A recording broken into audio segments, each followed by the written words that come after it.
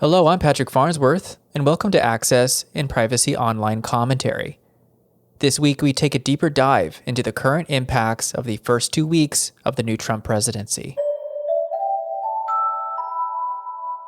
I am joined by some returning and some new voices to the podcast. Listeners will be familiar with FIPA President Mike Larsen, and we have Executive Director Jason Woywada joining us. It's good to see you both. Good to be here. Thank you. We also have Jim Love and Colin Bennett joining us.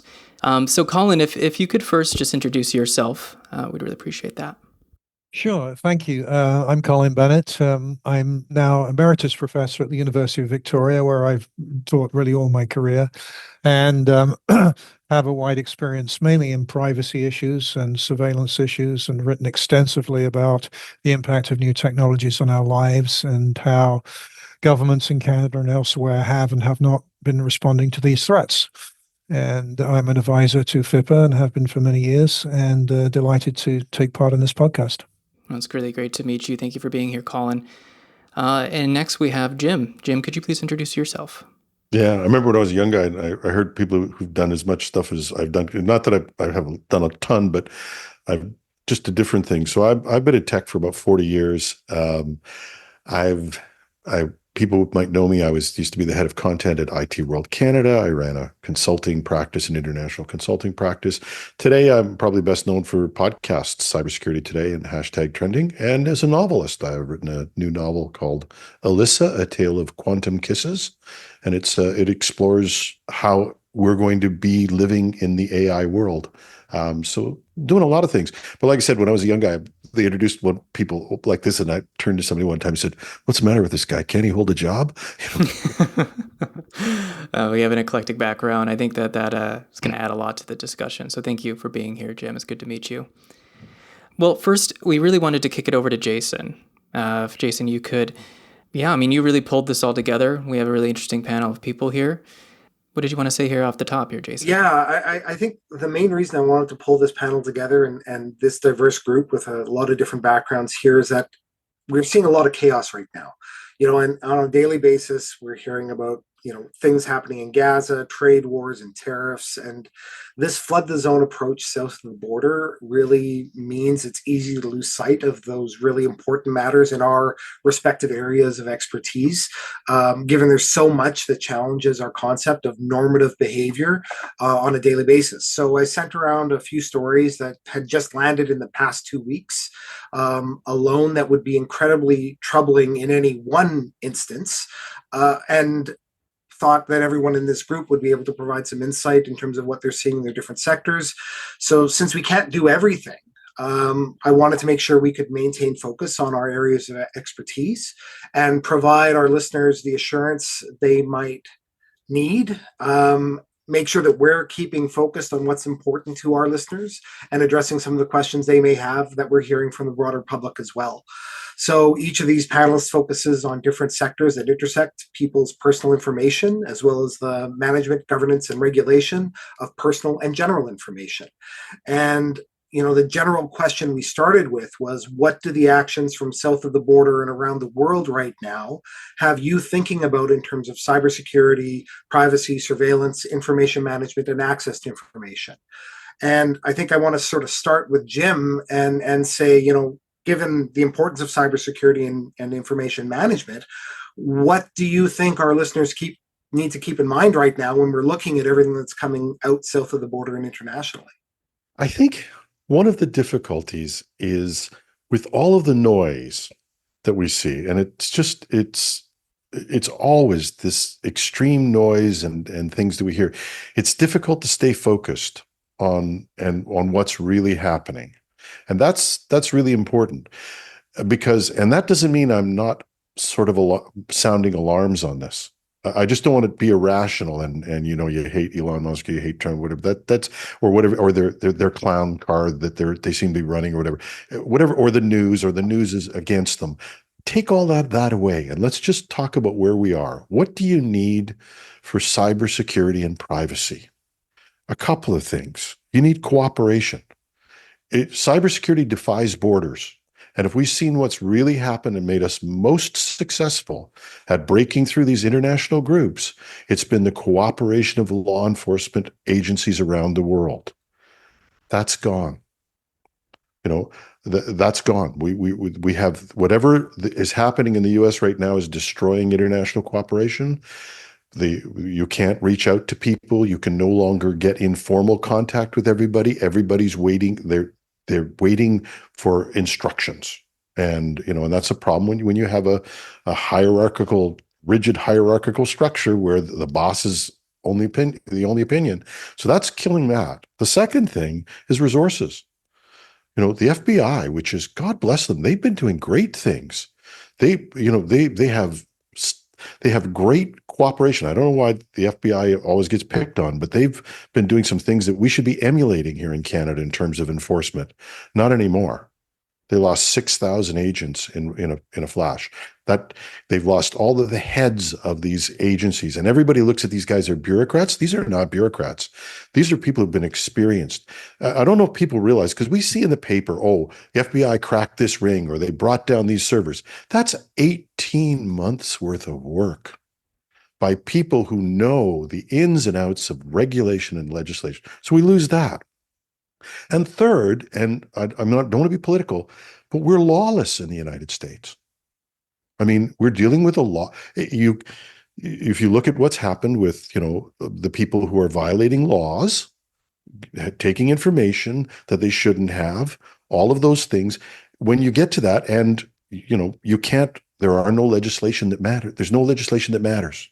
Yes, they're breaking the law in several cases, but nobody's going to enforce that. Now, how does that affect us in Canada, or why? How do you cooperate with people like that? And, in that environment where you lose 6,000 FBI, where you can't enforce, where people are doing crazy things, where information is going to be exposed, or we're going to lose confidence in our ability to protect it. What happens? It spills over into Canada. It's just impossible to avoid that. So we're in a really desperate state right now. And the desperate state's not the 51st state. I mean, we're in a desperate state of affairs right now. And that is troubling because, like I said, Canada has its challenges. We can't pass legislation. We're really, really hamstrung. And actually the United States was actually giving us something to emulate and to move towards. That's gone too. Tough times. So building off of that and shifting to Colin really quick, I mean, you've been part of international panels that have been drafting legislation and looking at standards both here in Europe and around the world. And when we talk about this big of a titanic shift in operations, what does it mean when we see a US tech bro, if you will, controlling the personal information, having access to all those data sets? We talk about substantively similar data management profiles. What should we be considering as a nation in Canada? And when we look at data residency and the personal information that might be in the US or stored in the US? Yeah, great questions. I agree with Jim that the cybersecurity issues are exceedingly serious given the stories that we've heard coming out. Just one general point, Trump's gone in there with all these people who basically hate government. They hate the federal government. They don't believe in government. They believe that wealth is created by the private sector. There you go. And therefore, you've got to make the government like the private sector. Now, we've heard that narrative for decades and decades in the United States, and it's never worked, and it shouldn't work. But the other thing is that, if you really do want to reform the federal government and the US federal government, and I would be the first to say that there's an awful lot of waste in Washington and a lot of redundancies and organizations that need to be rationalized, you first of all got to understand it. And that's the last thing that these people actually want to do. Take one political science 100, for God's sake, and find out something about the American government, and then you might be able to do what you want. So the result of that is chaos. The result of that is doing things that they either know are illegal or do not, and don't care, or they never sort of thought were illegal in the first place because they never realized that there was actually a Privacy Act or an e-government act, So, and I suspect it's the latter. I suspect it's just incompetence and stupidity. So anyway, just a couple of other points I'd make. I was on a town hall meeting with the ACLU yesterday. There were something like 20,000 people on the call, and I was really impressed with what the ACLU was doing. They took seriously Project 2025, and they prepared litigation in advance, and they've already filed 4 lawsuits. Other public interest organizations are already filing lawsuits. There was one that was dropped yesterday, I think, by a coalition on behalf of federal employees alleging violation of the Privacy Act, clear violations, and a whole string of issues concerning other federal legislation that where there's been violations, the Administrative Procedures Act, the E-Government Act. I was just reflecting. I wrote a paper several years ago about privacy impact assessments in the United States, and the US actually was quite innovative in doing PIAs. And there's a piece of legislation called the E-Government Act of 2002, and it obliges federal agencies to do PIAs whenever there's any sort of major implications for personal data, right? So I read this morning that Musk wants to put the entire Treasury payment system on the blockchain. I was thinking, wonder if anybody's thought about doing a PIA on that. Well, no, of course not, you know. So, but therefore, there too, my point is there too is scope for litigation. So, number one, there are laws. There's still the rule of law. These organizations can pick their courts, can pick the forums where they can challenge these stupid orders. Civil society is strong in the United States. It's far more well funded than it is in Canada, and they seem to be cooperating. ACLU, EFF, other groups, etc. And of course, it's a federal country, you know. So there is federalism. There are, and this is, of course, something that conservatives have been on about for a really, really long time about states' rights. So you can expect the states to be reasserting their influence as soon as things happen. So yeah, it's chaos. It's deliberate chaos, but I have a certain hope, faith that when the dust settles, that a lot of this litigation was successful and these executive orders will be pushed back. Okay, so I'm going to come back to some of the things that you've talked about here really quickly, but the other thing I wanted to make sure we could look at is from Mike here. And, the access to information side of things, we're seeing websites disappearing, content disappearing because it's deemed as un-American by the current president. What are the impacts from access to information that you're seeing, and what should we keep in mind when we're looking at that? Yeah, thanks. Well, I'm going to echo what's been said before about the chaos and the shifting of norms here. And I think it can't be. I share Colin's optimism about the potential for litigation to push back on some of these things, but this is kind of like a throw everything at the wall and see what sticks moment. And it also shifts the sense of what is normal, what is a consensus. And it does so in some really profound ways that impact transparency. And the transparency side of things is really important because at some point we're going to have to try and figure out what actually is going on, what can be walked back, who is responsible, and you require access to certain records to do that, and that's exactly what's been a challenge here. So, I guess a few really important points. As someone who also works in the surveillance field, I'm always cautious of citing Orwell. The traditional back pocket reference for any kind of privacy or surveillance issue. But look, in 1984, a huge part of that book is about the manipulation of language, is about the control of information and of language, and that's one of the first things we saw with the U.S. executive orders coming out of the White House was an order to essentially purge language that was ideologically inconsistent with the perspective of the current White House. So you saw, just like the Newspeak dictionary in Oceania and in Orwell, you saw the purging of words, diversity initiatives, equity, gender ideology, which broadly conceived was to include, references to transgender people, references to environmental justice. So it's not just that the administration was walking back policy on some of these issues, which they had a right to do as an elected administration. They were purging the the existence of these words and of the work around them. And initially, the New York Times was reporting on this. That led to about 8,000 federal web pages being taken down. And some of those have been been coming back up as they've gone through this process of rewriting in accordance with this newspeak, how do we sanitize our language kind of thing. Some of them just haven't come back up. There's been a real scramble, and to Colin's point, very heartening mobilization by libraries and archivists and transparency organizations in the U.S. to try and capture as much of this stuff that was being purged as possible. Internet Archive has been very active with this. Muckrock has been doing a bunch of really good work, and of course ACLU too. So that's heartening to see, but it's going to be hard to get a sense of the full damage that's been done there. And of course, associated with the purging of language, you've also had this purging of data sets, in part driven by the same agenda. But people have been scrambling to figure out, well, what's gone down? You've got DOJ, Department of Justice database on January 6 insurrectionists and charges. That's gone. You've got environmental and climate data sets, massive data sets that are used by researchers around the world, including in Canada. Those got purged. Centers for Disease Control, tons of data sets on HIV, adolescent health, LGBTQ plus health initiatives, those were gone. And some of these, again, people have tried to capture, but that kind of purging of data, which, remember, this is the public's data. Like, I think that's an important point for us to note. This doesn't belong to the White House. These data sets were paid for by public funds. They were collected and maintained by public employees, and they belong to the people. And so this kind of control over the scope of information is particularly concerning.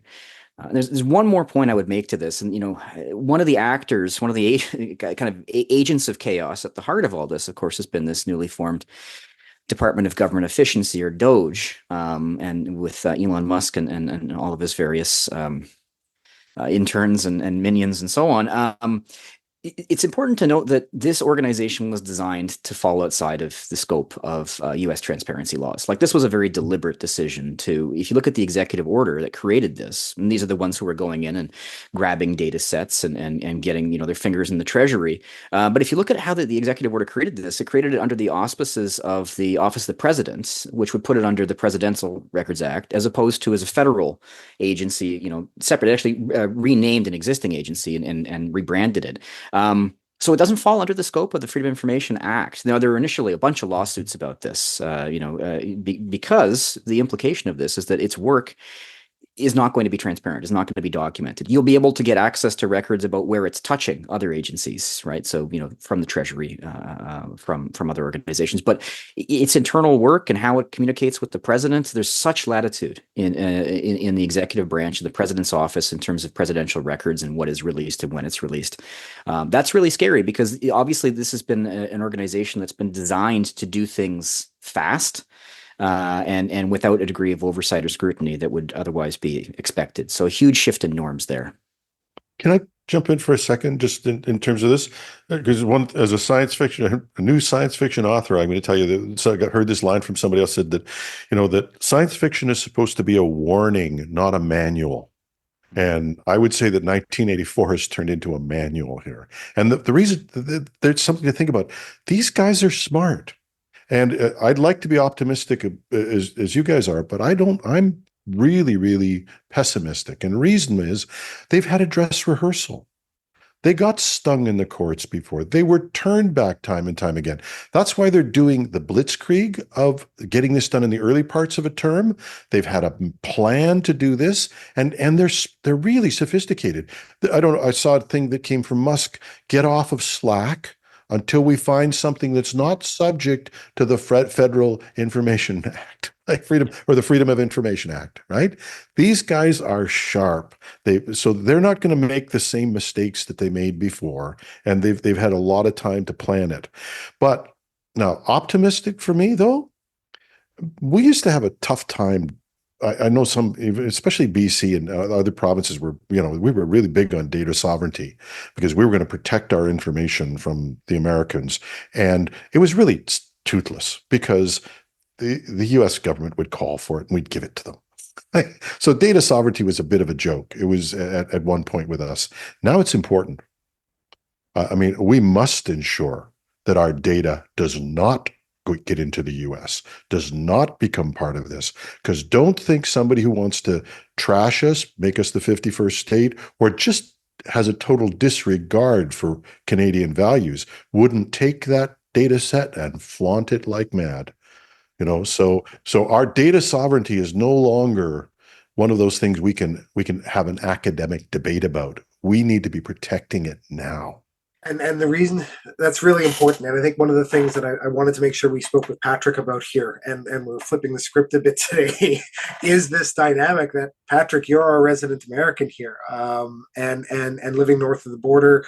You've been hosting the cast for us and hitting all this with new eyes over the last 8 months of hosting the cast. What's standing out to you as you're seeing all these things happening? You're listening to the discussions here. I think that I tend to go into almost a meta view of politics, and so I can't comment on the minutia policy and some of these issues that you all are able to do really well and very eloquently. I think what is interesting to me is living almost the entirety of my life in the United States, now living in Canada now for over a year. There is this real sense just sort of observing Canadian politics and just its response to the United States. It is very reactive. It is very much trying to placate a unpredictable hegemon, something that they don't entirely know how to manage or how to deal with. So I don't know if I can speak specifically to the issues that you all have talked about, but from an outsider being here, looking at how the United States influences its neighbors, with these sort of recent drama around tariffs, are they not, that kind of back and forth that's been going on with Canada and Mexico and the U.S. Some of the more belligerent statements that Trump has been making over the past, leading up to inauguration and then after, talking about Greenland, talking about Panama Canal, now belligerently talking about Canada as the 51st state, now talking about Gaza and some of the statements that Trump made just today, I believe, or yesterday. We are really entering into a different phase. When we're talking about the breaking of norms, we are not in the 20th century anymore. We are in the 21st century. And there are specific things that are occurring and trends that are occurring in regards to data, regards to access to information, transparency, and how data sovereignty and all these things. Those norms have been broken. And that's kind of the point. The idea of breaking things is that you can kind of cobble it back together into something that you want. And I think in the case of what Musk and Trump is doing, yeah, as Jim said, this has been thought out. This is a much more well-conceived plan, I guess, of how they're going to engage in what has been called the anti-state state, right? So you're going to have people involved in state operations that are fundamentally against the state, and they're going to dismantle it in whatever way they possibly can. So how that's going to manifest in data and data sovereignty and access information, all these issues that we really tackle on this podcast, I am really deferring to you all to kind of explain that to me, but the idea of what can be done to stop this or what can be done reactively, I am really curious. And I don't feel optimistic about where this is going. I do not feel particularly I guess I really am curious how Canadian politicians, legislation, and so on is going to respond to this in a way that is not hopefully just deferring to the sort of chaos and the belligerence of the United States. I'm just curious how that's going to play out in the coming months. It has literally been about 3 weeks, 2.5, 3 weeks since inauguration, and we're already having conversations that we wouldn't have had even 4 years ago, or even a few months ago. So I don't know. I guess I'm just disturbed. I'm shocked. I'm not entirely surprised, but it is still very alarming. And I personally, if I can just speak personally, I'm worried about my family. I'm worried about people that live in the U.S. because when Musk and his cronies or sycophants or whoever got into those offices, they're doing that illegally. They're literally breaking in, stealing data. How is that going to affect people's ability to access healthcare or other payments that they rely on? This has real personal effects in the lives of people. And so, I don't know what else to say. I think I'm just as overwhelmed as everybody else is, and trying to ground myself in what's actually going to happen in the coming months has been really something that I've been trying to do, but it's been difficult. So those are my thoughts. I hope it contributed in some way to the discussion, but I don't have any specific details here. I just, if I could just, Jason, I want to clarify. I'm not optimistic here. Yeah. I mean, I think this is a disaster. I just don't know how it's all going to end up, and Sure. I'm wary of prognostications that this is going to sort of destroy the American constitutional framework and produce, for years to come, an imperial presidency that will govern the country in authoritarian ways. I think the system is more resilient than that. I just see that it ending up in enormous numbers of marginalized communities. We're already seeing that with the trans community, with immigrant communities, etc., being threatened. That is just disgusting. But in terms of policy making and in terms of producing coherent public policy for the future, I mean, the American system has always found it extremely difficult to do that. It wasn't designed for coherent policy responses. It was designed to be fragmented. It was designed to be messy. And I suspect that in many areas it's going to be increasingly messy. Just a couple of other things I jotted down here to throw into the mix if we haven't already got enough to talk about. One of the executive orders that was next was Biden's executive order on artificial intelligence, which of course gave some kind of guidance and framework for the development of IA systems. That's out the window, right? And that's a big problem. Oh my gosh! And what has Google done today? Did you see that? Their policies now changed. So all of their existing policy about whether or not their AI systems may be used for weapons, well, now we're sort of rethinking that. The other thing I just throw out, and this goes into my wheelhouse, is that there's an agency in Washington called the Privacy and Civil Liberties Oversight Board, the PCLOB, which was the closest that the federal government has to a privacy commissioner, right?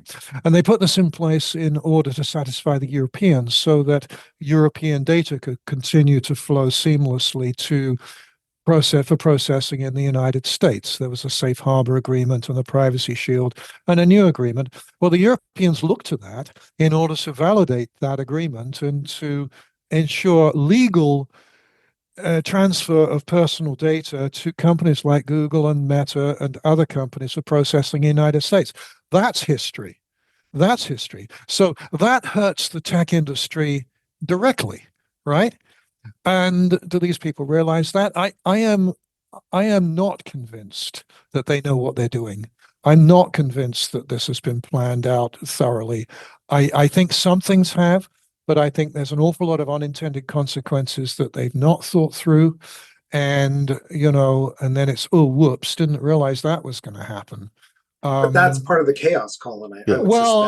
Sure, but it's also chaos that produces harm for the constituency of individuals and organizations, corporations that supported Trump and continue to support Trump. If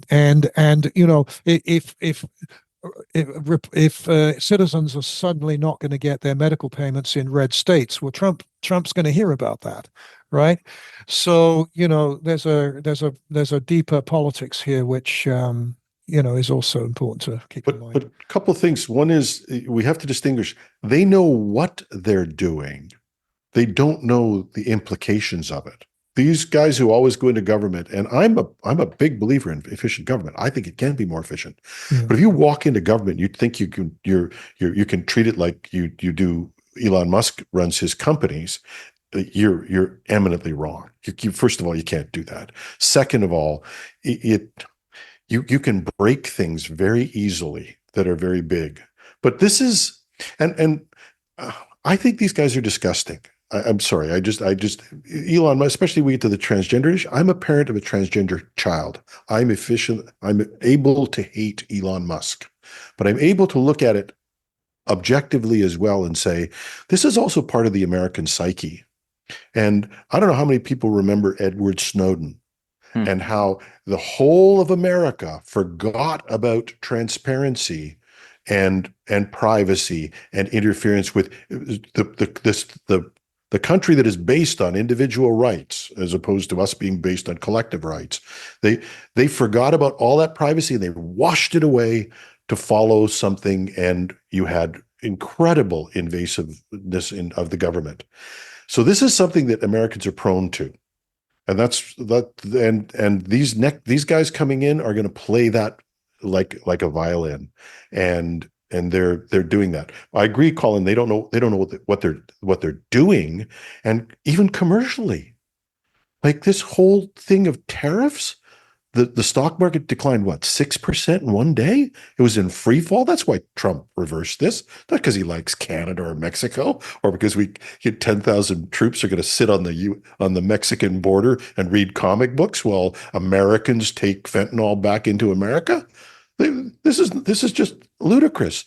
But they're going to do that. He has to declare because the stock market is going to plummet.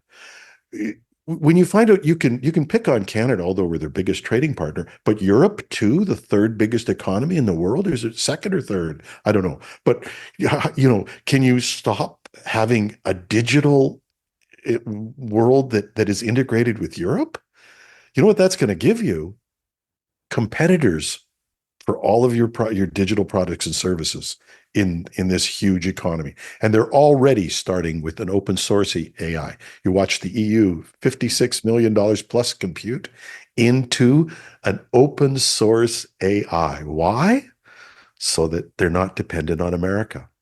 Now, the third part of the story is that when you start to actually look at what the Chinese are getting out of American treasury notes, the Japanese are quietly, America is positioning itself for a very big fall. Are they going to die? No. Are they going to collapse? No. But we're going to have a nightmare of the next 5 to maybe 10 years out of this, and it's going to be interesting. Absolutely. I'll just jump in and say I'm interested in the implications in terms of the contagious effects of some of these policy decisions in the U.S. And obviously, we have different forms of government. You can't really, have the same kind of executive order capacity here, thank goodness.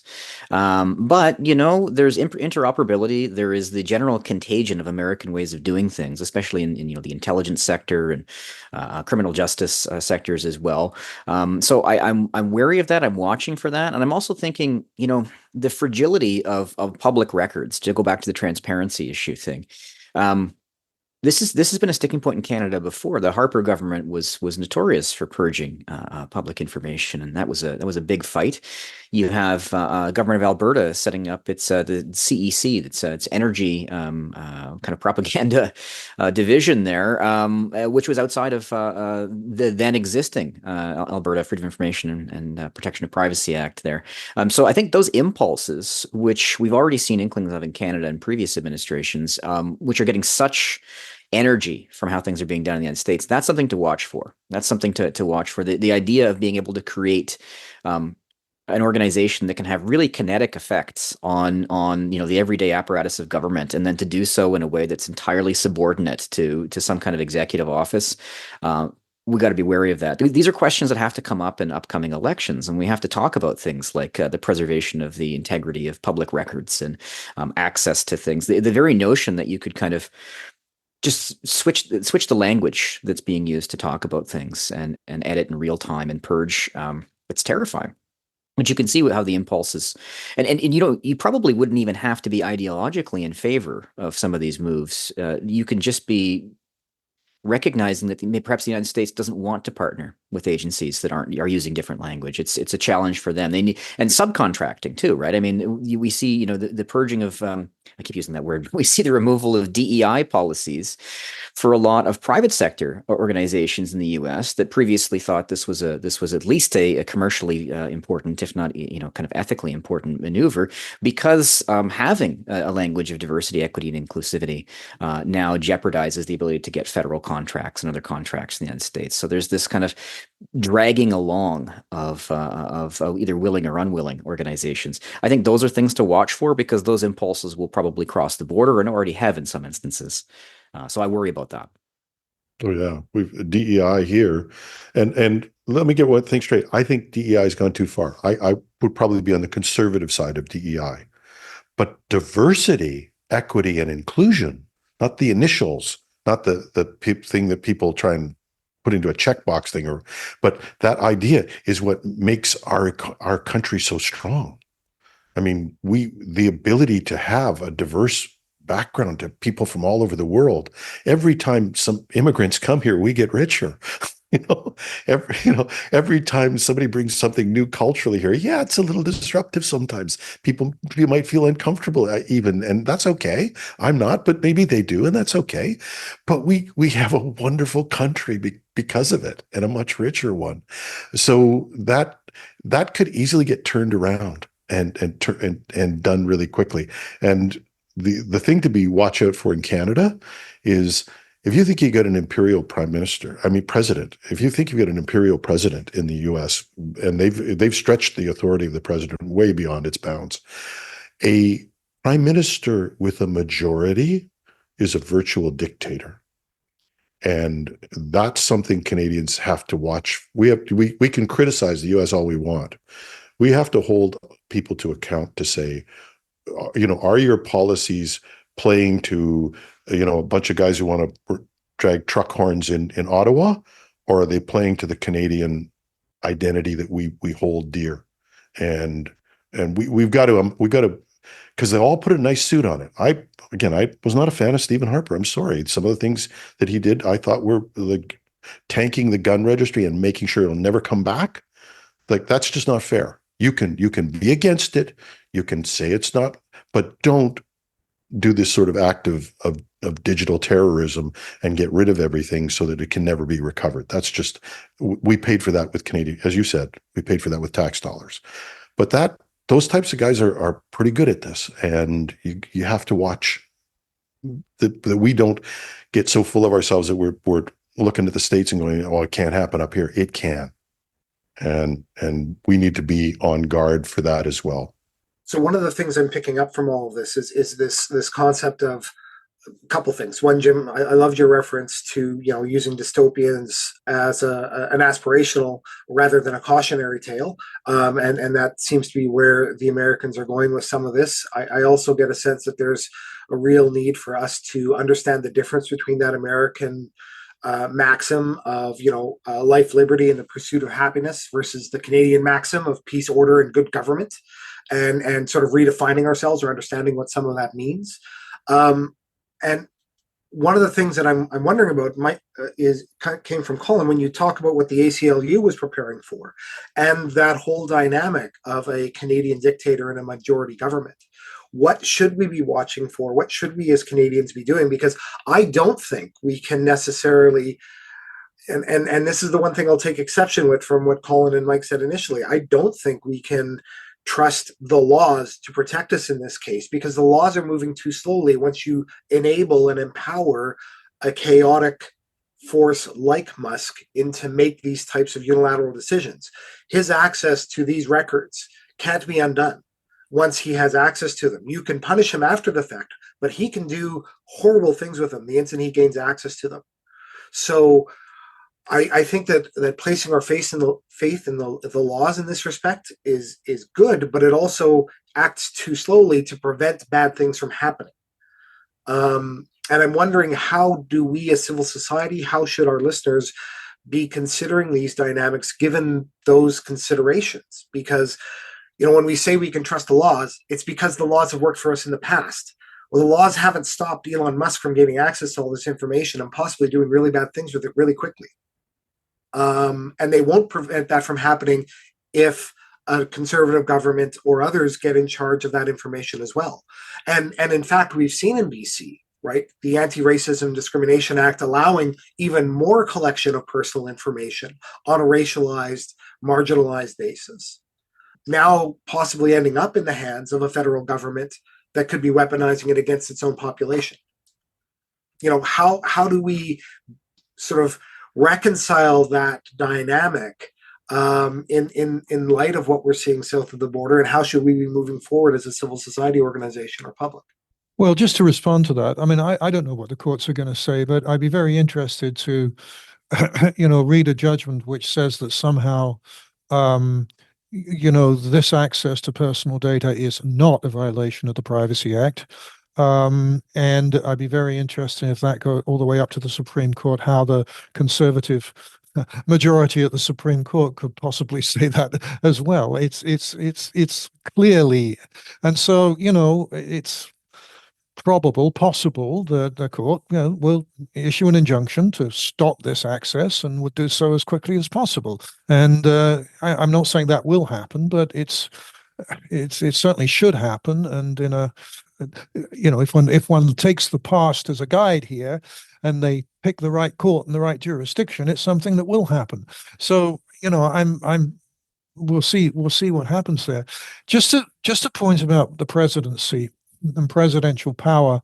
I used to teach US politics for many, many years, and one of the things that I like to sort of instill in my students was the notion that presidential power is actually quite fragile. There's very few things in the Constitution that the president can do which is not somehow checked by another institution. Okay, the pardon power is one of them, right? But beyond that, there are checks by the courts, by the Congress, by the states, by public opinion, And successful presidents have to manage that and have to nurture that power and ensure that they retain it over the course of their. Now, what we're seeing at the moment is this notion of a honeymoon, right? He's coming in, he knows he's got to act very, very quickly, extremely quickly. That's what is the chaos is there. But it is a fragile thing. It's not an imperial institution. It's yes, he has majorities in both House and Senate, but that majority in the House is extremely close. And as soon as things happen which hurt the red states and those members of Congress, and they're threatened in the next election, then there'll be pushback. So I just throw that out there. It's not an institution that we like to think, and the narrative is that the president's the most important, most powerful person in the world. Only if the president has the skills to use those powers in a ways that make them work for him. And Trump does not have those skills. He has the skills to make the words work for him, to make the narratives work for him, to control the media, yes, but to create public policies that actually make the lives of Americans any better, I am deeply, deeply skeptical. And we have the experience of Trump 1.0 in that regard. It's words that succeed and policies that fail. Murray Edelman wrote a book a few years ago called Symbolic Politics. Words that succeed, policies that fail. And I think that's what we'll be seeing over Trump 2.0. But Colin, yeah, I think you are right, and I'm not going to argue with a professor like yourself, but on this. Oh no, please argue with the professor. But I do believe that there's a difference in this case, and that is these guys have learned a few things. One is presidential powers in an emergency are much enhanced, and even if they're not, the American public will buy into it. So the fentanyl thing, that's like, why is he mentioning fentanyl when 1% of the fentanyl that goes into the US is driven by Americans across the border who should be facing American border guards? Why are we policing their border? Duh. Why can you turn that into an emergency? Because I can do all kinds of things in an emergency. And the second thing that Trump's been really smart about is when you want to destroy government, you have a lot better chance of it. He's now made the Department of Justice his fiefdom, so they can't prosecute. He can pardon, they can't prosecute, and he's pretty much got the Supreme Court in his back pocket for the most part. So it's not that. It's not that he has the power. Nobody's got the power to check him. The checks and balances in their society have been neutered. And that's too bad, because that's what, when you look at American government, you were absolutely right. It was a series of checks and balances. Most of the time in my lifetime, they've been stymied on progress sometimes because you needed that consensus. These guys broke that mold. And that for the freedom of people in the United States, if they really believe in their constitutional government, they're giving it up. And he's trying to break that mold. I concede that. I just don't know whether that, if we're having this conversation in 2 years' time, we will say that they've been successful. I hope you're right. Oh God, I hope. Well, and maybe I'll just throw in one final thought from me on this is, you mentioned symbolic politics and this effort to break molds and change narratives. And it strikes me that the shocking amount of access that Musk and colleagues got to U.S. personal data and Treasury data and a whole bunch of data there, right? Now that's a billionaire, unaccountable, with a kind of blank check security clearance given by fiat, with a whole bunch of conflict of interest, and deep ties to a variety of issues that are really problematic for the American people.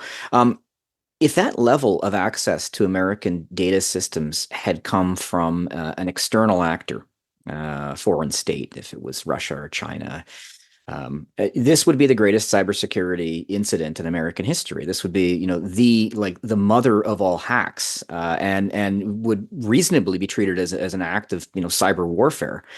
So the narrative shift to the question of is this bad policy? Does he really have a right to do this? Which is, I think one of the ways it's being talked about really shows you how the script has been flipped in many ways. And I agree that it would be astonishing for a court to rubber stamp this and say everything's okay there.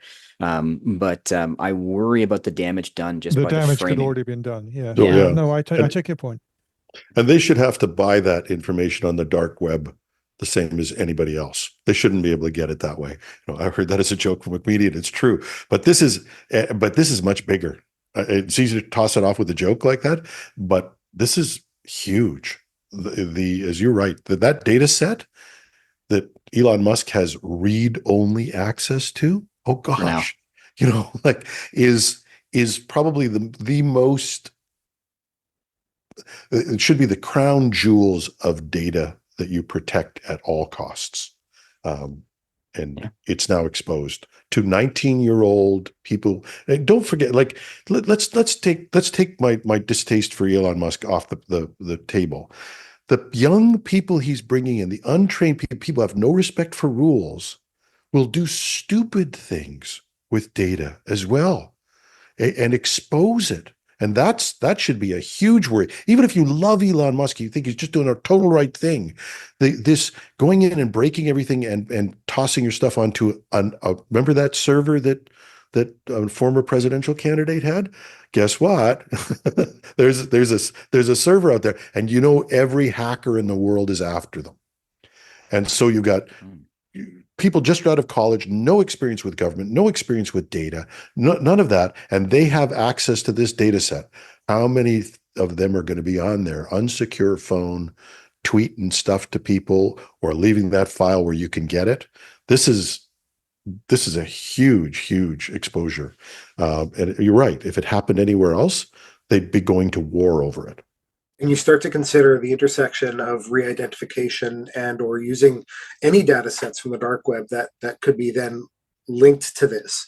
And as you're talking about it, I'm wondering, if I'm a Democrat in the States and I made a donation to the Democratic Party, how quickly is that information now going to be linked to my SSN and what's happened with this? And am I going to be, what became the Nixon scandal in some respects is suddenly enabled by the state because the Republicans have gained access to the complete donor list of the Democrats through the tax records, those types of things. There are some deeply troubling components here that would bear serious consideration from a Canadian perspective. And again, returning to a Canadian perspective with some of this, should we in Canada be preparing for a Poilievre government and looking at the prospect of what do we need to have in the can ready to go for legal challenges if they get control of the levers of power in full and complete way? And, just today we're seeing stories coming out about Shopify and the tech bros here aligning themselves to policy development in Canada as well, similar to the US. How do we, and what should we be doing to fight back against it as Canadians? Well, the Poilievre has obviously attracted the tech sector, and for good reason. the Liberals did nothing. And sorry, but they just did nothing.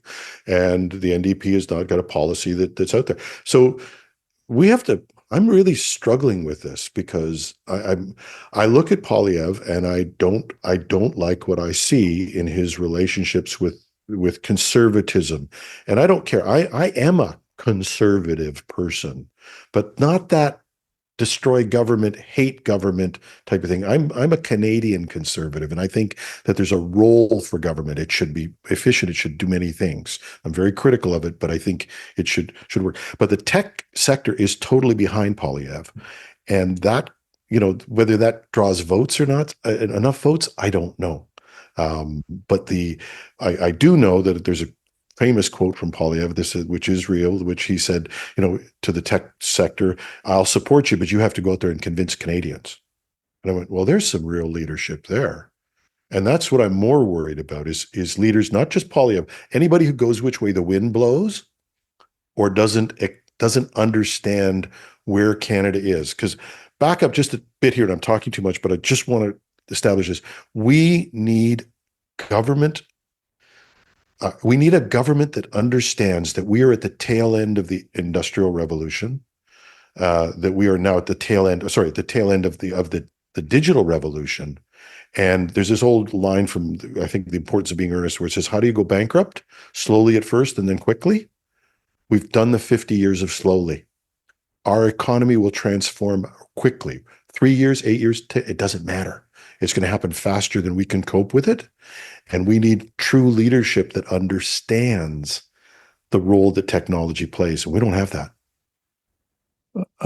Jason, I sort of agree with that. And has anybody heard Mark Carney say anything about these issues, about digital policy? I haven't, although, we were all very critical of what the last government did on digital policy with ADA and the reform of the Privacy Act and a cybersecurity bill and, all of that suite of digital policy that was supposed to be put in place, and which was all part of the digital charter. Remember that they brought out in 2016, and none of that went through.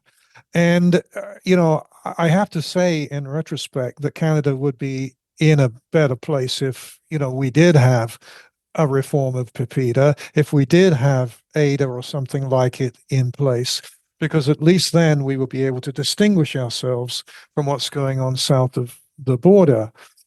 And on that point, I do also worry, given the influence of big tech in the US government, about how their influence is going to be exerted in the renegotiation of CUSMA, because there were, I think the Online News Act would be in the targets for one thing. I also worry about our privacy laws, and again, this is speculative, but I think the sooner the government can get on, the new government can get onto that agenda again and put in place the framework for a proper 21st century digital economy, and to make Canada the place where, companies can safely process your personal data with good privacy protection and good encryption and good security measures, etc., which is something that we've been saying for many, many, many, many years. The better. So I would look out for that very, very, very, very closely. But having said that, I'm not seeing any of the Liberal leadership candidates say anything about this, given the emphasis on tariffs and given the mindset about manufacturing industry and resource extraction. Yeah. Right. Well, and this is a challenge that FIPA has all the time, trying to get privacy and transparency on the public radar sufficiently that it gets on the political radar as an issue. It's always a priority for us. And, we're talking about the connections between technology policy, privacy, democracy, like this it's really front and center, but it's marginalized by media. It's marginal. It's treated as a niche issue or a specialty issue. It's certainly marginalized in political discourse. It doesn't pop up as a key thing in platforms. So there's a role for civil society, I think, to be trying to make those connections and trying to kind of build awareness of the centrality of these issues, which doesn't have to be motivated by a particular political ideology. I mean, it's just good policy. Exactly. Yeah. So And my fear is that, we've got big tech and then we got mini me, little tech here in Canada trying to be like big tech.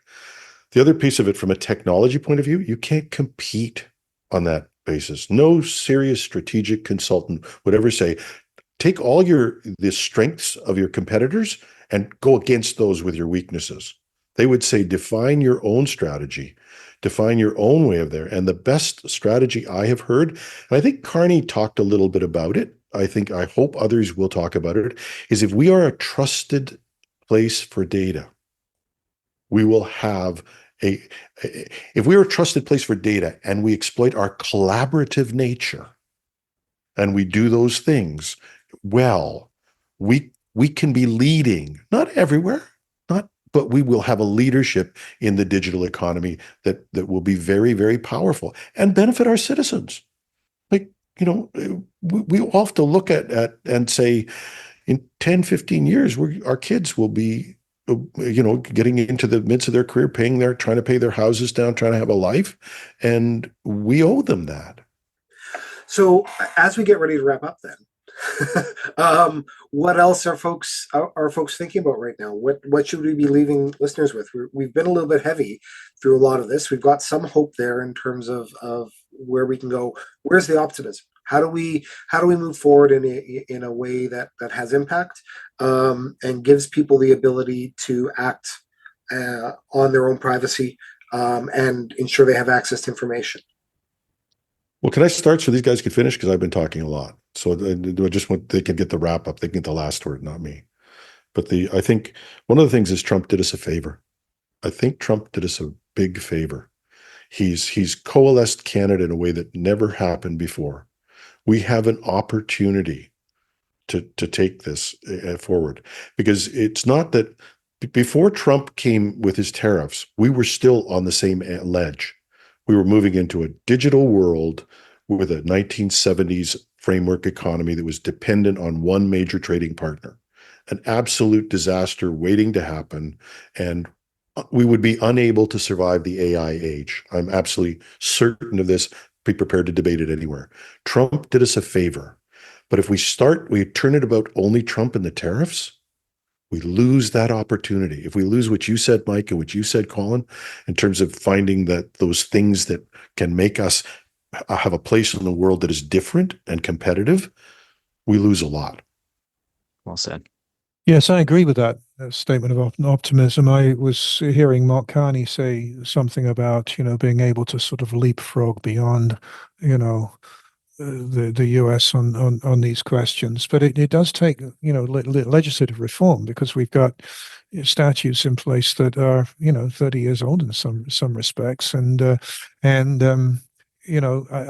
don't see the Conservatives taking that very seriously. So there is that. I'm sort of encouraged by the discussions today about removing interprovincial trade barriers. We've heard that before, but we've got to start trading with each other a bit more freely, haven't we? Not really my expertise. The final thing I'd say is this: as I said, I was on the town hall with the ACLU yesterday, and there were like 20,000 people on the call. I mean, a huge amount of enthusiasm. They're raking in all kinds of new members, etc. And of course they've got a wonderful network, and they're really hitting the immigrant issues and the trans issues, and then other civil liberties groups such as the EFF are going on the privacy and surveillance questions. So there is it's a strong network. They're underfunded, they're outgunned, no question. So whatever Canadian civil liberties groups can do, including FIPA, to lend our support in whatever way, however minimal, to the fight that's going on in the US by consumer groups, labor unions, etc. I think would be appreciated, and we can lead. I think lend that expertise. So there's something there, Jason. I guess I'll come back to as my closing point, the argument that there was a bit of a favor done to us in this recent cycle of chaos, and I go back to the elimination of certain language from websites, which to my mind is useful insofar as it highlights the fact that people who are concerned about the rights of trans youth and of members of the LGBTQ plus community and migrants and people who are concerned about environmental justice to have a real reason to take data security, privacy very seriously now, because the intersection is very clear, right? If you're going to be making these moves, you're actually connecting the dots, and I think that's something that we can really try and mobilize around too, and perhaps widen the concern about privacy and the concern about cybersecurity beyond the kind of usual suspects, which is hopeful. Jason, did you want to say anything else before we wrap up? No, I think this is I appreciate everyone taking their valuable time and spending it with us this afternoon to have this discussion. Greatly appreciate it. I look forward to being able to do it again, hopefully. And I think there's going to be a lot of things that we have to unpack over the next number of years. And this is, as people have said, this is only week 2 of a 4-year run by this president. And we're going to have a lot of things to deal with, including an election in Canada this fall. And that's, or sooner. And those are some things that we're going to have to keep in mind as we're getting ready to go to the ballot box. All right. Well, I just really want to thank everyone for coming, and we all managed to put this together. This was really fascinating, really insightful discussion. I think our listeners certainly got a lot out of it. Really thank you all for your time. It was so good to meet Jim and Colin. Thank you for being here. We really appreciate the time. Thank you. It's great. Thank you. Great discussion. Thank you. Thank you. Many thanks. Access and Privacy Online reviews the headlines and delivers deeper commentary on a regular basis. Be sure to subscribe to get the full episodes every week and get notifications when we release show segments and other commentary throughout the week. We look forward to hearing from you soon. Have a good one.